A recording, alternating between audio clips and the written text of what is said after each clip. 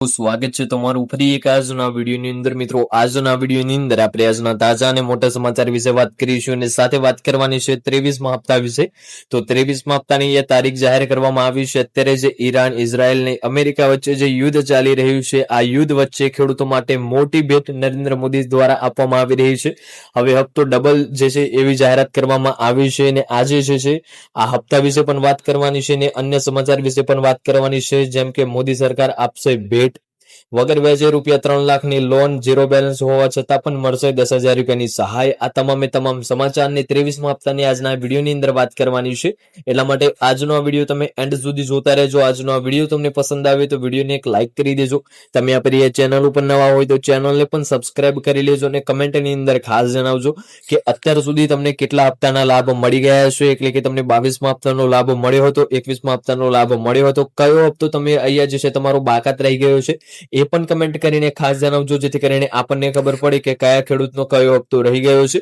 વિડીયોની શરૂઆત કરી લઈએ આજના પ્રથમ સમાચારથી સૌપ્રથમ સમાચારની આપણે અહીંયા વાત કરવાની છે તો મોદી સરકાર આપશે ખેડૂતોને મોટી ભેટ તો અહીંયા જોઈએ તો ભારતીય રિઝર્વ બેંક આરબીઆઈ કિસાન ક્રેડિટ કાર્ડ કેસીસી યોજનામાં મોટો ફેરફાર કરવાની તૈયારી કરી રહી છે આરબીઆઈ એક પ્રસ્તાવ રાખ્યો છે જેના હેઠળ ખેડૂતોએ જે છે ખેડૂતો માટે કવરેજનું વિસ્તરણ લોન મર્યાદા અને કેસીસીના સંચાલનમાં સુધારો કરવાનો સમાવેશ થાય છે મિત્રો આ જે છે મોટા ફેરફારથી જે ખેડૂતોનું કવરેજ છે જેનું વિસ્તરણ છે એ પણ થશે લોનમાં મર્યાદાનો વધારો પણ કરવામાં આવશે અને જે કેસીસી સંચાલન છે એમાં સુધારો પણ થઈ શકે છે એવો સમાવેશ થઈ શકે છે 6 ફેબ્રુઆરીના રોજ જાહેર કરાયેલા એક જાહેરનામામાં આરબીઆઈએ જણાવ્યું હતું કે ટૂંક જ સમયમાં સંશોધિત માર્ગદર્શિકા જાહેર કરશે જેથી ખેડૂતો અને કૃષિ ક્ષેત્રની ઉભરતી જરૂરિયાતોને પૂર્ણ કરી શકાય એટલે કે જે ફેબ્રુઆરી 6 ફેબ્રુઆરીના રોજ એક એવું સોગંદનામું જાહેર કરવામાં આવ્યું હતું જેમાં જણાવવામાં આવ્યું હતું કે હવે આરબીઆઈ દ્વારા જે કેસીસીની લોન આપવામાં આવે છે જેની મર્યાદા 3 લાખ રૂપિયા છે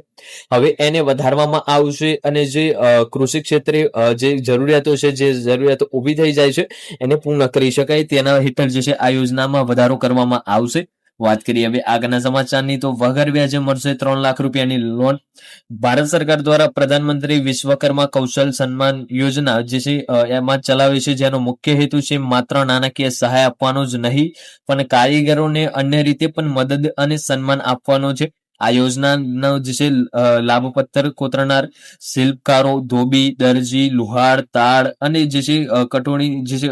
હથોડી બનાવનાર કડિયું મોચી વાળંદ શસ્ત્ર બનાવનાર સાવરણી કે ટોપલી બનાવનાર અને હોડી તથા માછીમારોની જાળ બનાવનારને પણ આ યોજનામાં સમાવેશ કરવામાં આવશે અને એમને પણ અહીંયા વગર વ્યાજે 3 લાખ રૂપિયાની લોન આપવામાં આવશે વાત કરીએ આગળના સમાચારની તો ઝીરો બેલેન્સ હોવા છતાં પણ મળશે 10,000 રૂપિયાની સહાય પીએમજીડીવાય હેઠળ જે છે ખાતા ધારકોને અનેક જે છે મોટા લાભ મળી રહ્યા છે આ યોજનામાં ખાતા બેલેન્સ ન હોવા છતાં 10,000 સુધીનો ઓવરડ્રાફ્ટ મળવાની શક્યતા છે અને ઉપલબ્ધ સુવિધાઓ છે